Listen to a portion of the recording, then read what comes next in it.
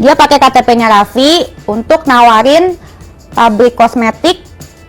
Mau nggak lu jadi brand ambassador? Mau nggak lu jadiin Raffi sebagai brand ambassador lu?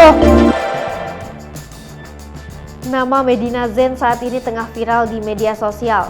Sebelumnya Marsha Icha mengungkapkan kalau Medina Zain memberikan berlian palsu ke Fuji. Baru-baru ini, Medina Zain disebut tipu perusahaan kosmetik dengan data Raffi Ahmad. Tak hanya itu, Medina Zain dituduh memaksa balas budi Fuji kepadanya karena sudah diberikan berlian palsu. Sontak saja Medina Zain mendapatkan tuduhan oleh Marsha Icha telah menipu. Untuk kesekian kalinya Medina Zain dituduh melakukan penipuan. Data pribadi Raffi Ahmad dipakai untuk menipu dua perusahaan kosmetik. Modus penipuan yang dilakukan Medina Zain adalah tawaran kerjasama. Penipuan yang dilakukan Medina Zain terbongkar saat para korban mengadu. Para korban sudah dirugikan ratusan juta oleh Medina Zain. DP 500 juta dikatakan oleh Medina Zain pada perusahaan kosmetik tersebut. Komentar beragam pun menghampiri Instagram Instajulit.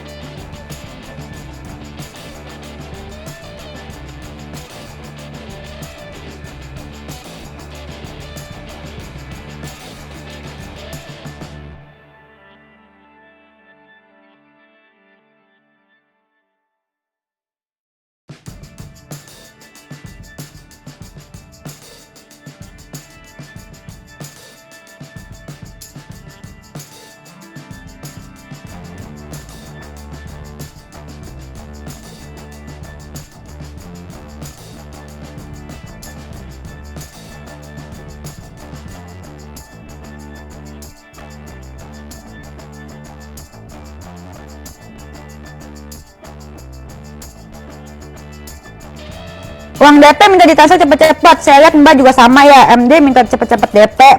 Hai pemirsa Sri Popo TV, jangan lupa komen, like, dan subscribe, serta tonton terus